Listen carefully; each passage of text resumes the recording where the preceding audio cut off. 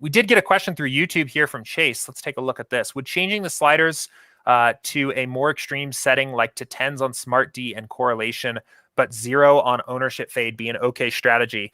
Chase, are you talking, I'm assuming we're not talking golf here anymore. I'm assuming we're talking baseball.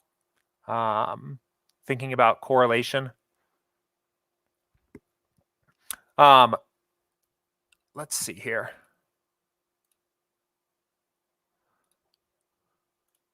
So I would say we talked a little bit about what the value of these builds where you have, hang on, let's reset some of this stuff. We talked a little bit earlier this week about the value of some of these builds that you can get where you actually do turn ownership fade all the way down and smart diversity all the way up. And then maybe say, here, let's actually go ahead. And let's say we're doing, yeah, we'll do 150. We'll do that. I'm going to leave correlation where it is. And one thing I think that can be very useful about running these build types is it's going to show you an ownership agnostic build, basically, a build that doesn't care about ownership, showing all of these different viable lineup construction options, right? And you can use that here to then influence to what extent you think you need to get away from the chalk by looking at something like Vegas or our ownership projections and just seeing where chalk is going to lie. So we'll let this run for a second and then we can talk about it a little bit more. I would say correlation is probably the slider that in general I am the least likely to touch at all. I find that it's in a pretty good spot overall. I think if you maxed it out to 10, you're probably just going to see a little bit more 5-3 stacks comparatively. Those stack types might come up a little bit. If you want to play super correlative lineups and maximize the upside there, I think that's fine. I personally just don't really touch the correlation slider that much. I think it's in a pretty good spot with the defaults. But this is definitely an interesting idea of kind of opening up smart diversity, turning ownership fade down to 0, and just letting it build. So I'll let this finish here and we'll talk a little bit about how I might use a build like this. I would say, personally, my process, I'm more likely to do this for the purpose of research or education on the slate than I am to do it for my final build. But give this one more second here. I want a really big pool because I think that's how this is the most useful.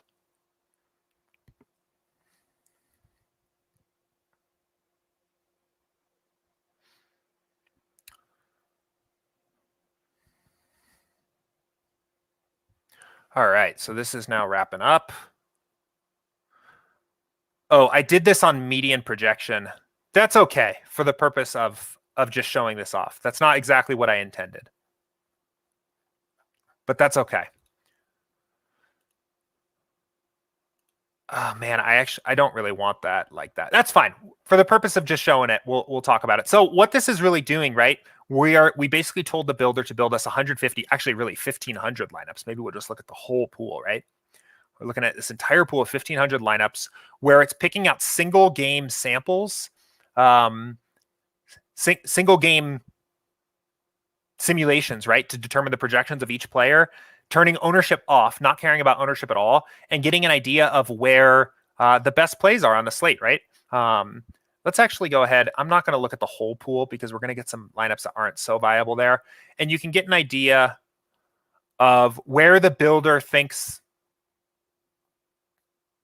where the builder thinks players are going to go, where they think lineups are going to be made from. And you can see on tonight, actually, we're seeing a very flat team stacks. I think we did this the other day and we were getting like Houston 50 or 60% owned stacks on pitchers. We're seeing definitely a lot of DeGrom, really just kind of DeGrom and then splitting up some of these other aces and then a ton of different value options, right? And this is going to kind of start to show you like where the builder thinks opportunities are. And then you can compare that to our ownership projections for those teams or back to Vegas, right? This is actually how I like to do it when I'm just doing some of my initial research, is looking at Vegas. And I'll actually do this first a lot of times, is I'll go through and I'll be like, okay, I think players are going to play Red Sox. I think they're going to play Reds. I think they're going to play Astros. There's some actually really high totals tonight. So yeah, Reds, Astros, Cleveland a little bit, Dodgers, Cubs. And I go back here and start looking at what kind of teams I'm seeing. And I'm seeing different teams, right? Twins, that's a different one. Toronto, definitely some Houston. Seattle, Angels, right? These are teams that I maybe didn't really expect to see here. And this can kind of influence how much ownership fade you want to use. So maybe in this particular case, then you don't all of a sudden really actually want as much ownership fade. I think there's actually probably GPP viable lineups here that are in this pool already with these settings. So maybe you don't need to pull up ownership fade as high. It's also a good situation of like, I think on smaller slates in particular, we get a lot of questions from users that where there's like a very chalky team or a chalky pitcher or some super chalk on some four game slate or something like that.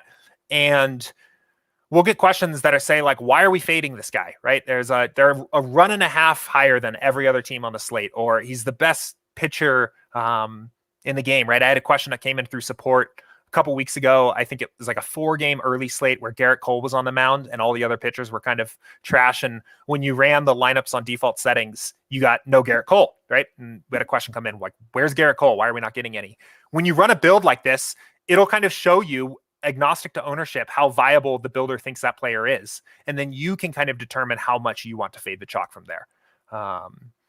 So for example, let's actually just now for the purpose of doing this here, let's run a default build. And actually let me fix my percentiles. Oh, I can do that from here. Let me go back real quick. I can change this now to average. I'm curious if this changes anything dramatically. I think we are going to see more Houston. The median projection, the median percentile is going to cause you to get a much more flatter roster construction, or a much more flatter exposures in general, because players' medians condense a lot more than their mean projections. Let's look. Let's see if this changes anything, switching to average. It might a little bit. Probably not too much. My computer's being a little slow on me today here. So it didn't really change too much. We are getting now more Houston, right? So that's a little bit more in line with what Vegas is likely to do. But Seattle is a team that now all of a sudden is popping a little bit more. And I don't think anyone's looking to play a lot of Seattle. 4.1, right? So that's already a place that SaberSim is going to be pretty different. This is definitely on my local machine today. It's been slow all day. So yeah, no, I mean, we're still getting a lot of Twins. We're still getting a lot of Toronto. So not a huge, it went back. Whatever. Let's run another build now. I'll leave this one and let's go look at,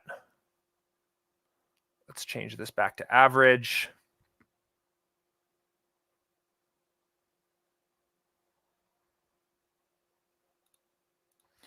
I'm going to adjust 2 players' projections here slightly just so we don't see that message. I'm going to let it run another 150 too, so we're comparing apples to apples. And now this is our default, right? So ownership fade comes up to moderate, smart diversity comes down to 8, and we can kind of see a little bit maybe differently what we're getting here now that we have some impacts of ownership on our build. And with ownership fade at 3, smart diversity just coming down a little bit, I don't think this is going to be dramatically different, but it does provide some context to what you might be seeing in your test builds, and why SaberSim is doing certain things that it is. So we'll let this run for a moment.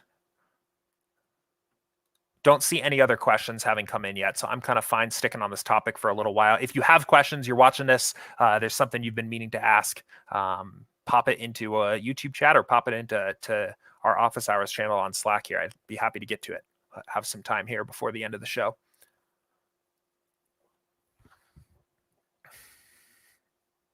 Austin said in YouTube chat, so glad I limited Brooks to 30% this week. I full faded. So feeling pretty good about that so far, but I don't even know if I'm going to have a single 6 out of 6 lineup. I don't even know like how many people are. I was looking at cut sweats yesterday and it had, I think it was like 1% of lineups in the large field GPPs were expected to have 6 of 6. So if you got one, you're probably going to be way out in front of the field. I don't think I have any, and I'm still obviously it's not cut hasn't even happened yet, but I'm still looking pretty good. Varner was the guy. The chalk I ate this week was Harold Varner. He finished like +5, so that one kind of killed me. But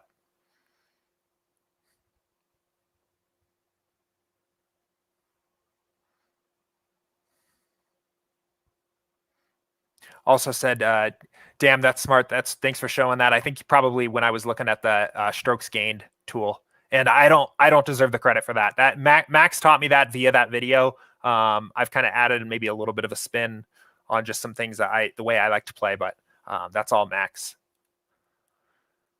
So you can see like almost not really a lot of difference here in terms of the stack types we're getting, right? Does it affect pitching at all? Not really, right? Not a dramatic change here between those two builds.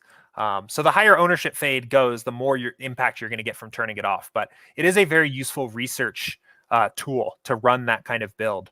And it'll show you, especially to draw a parallel between a default settings test build and then a 0 ownership fade and 100 smart diversity or a 10 smart diversity build to see where SaberSim is starting to make some decisions for you based around ownership. So on a much smaller slate, you'll get a bigger impact of this. So honestly, I haven't seen any other questions come in here, so I'm just going to keep rolling on this topic. Let's look at it on a smaller slate, like the 3-gamer here on the night slate. So let's first go ahead and see. So ownership fade is going to be a little bit higher. Let's see. So we turn ownership fade down.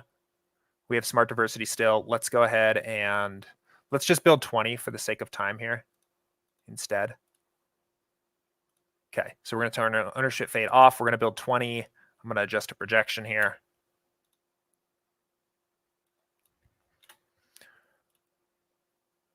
So these are, again, we're basically just looking at what does SaberSim think are viable GPP lineups apart from ownership. If there was no ownership concerns at all on this little 3-gamer. We'll let this build for a second.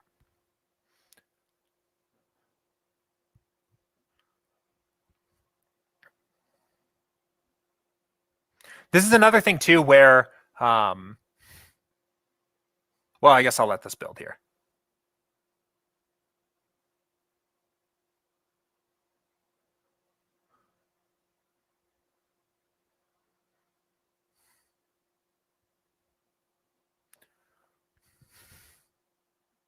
Okay, so all Dodgers, all Angels, right? That's what SaberSim pretty much wants to do out of the gate. And we can see if all of a sudden you tell it, okay, but now consider the impacts of ownership. What do you want to do? We'll run this one too.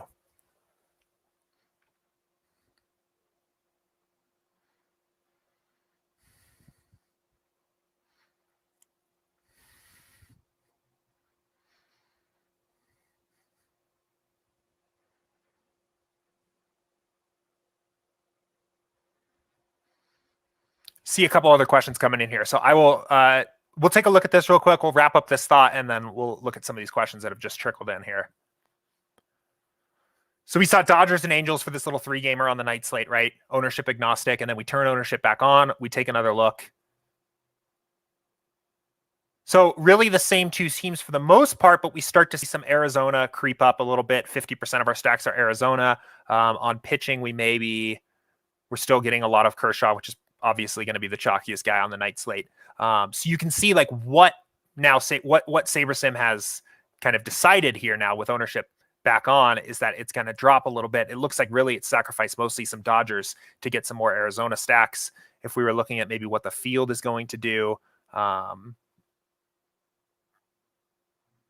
see. I completely forgot about this game. I just realized it. I entered showdowns for this and I like literally just did not set lineups. I completely forgot there was a day game today. That's a shame. That happens. Anyway, you can see. So like obviously what the field is going to do is probably stick to Dodgers and Angels. So, pulling in some Diamondback stacks is going to be a way to get a little different and you can see the impacts there.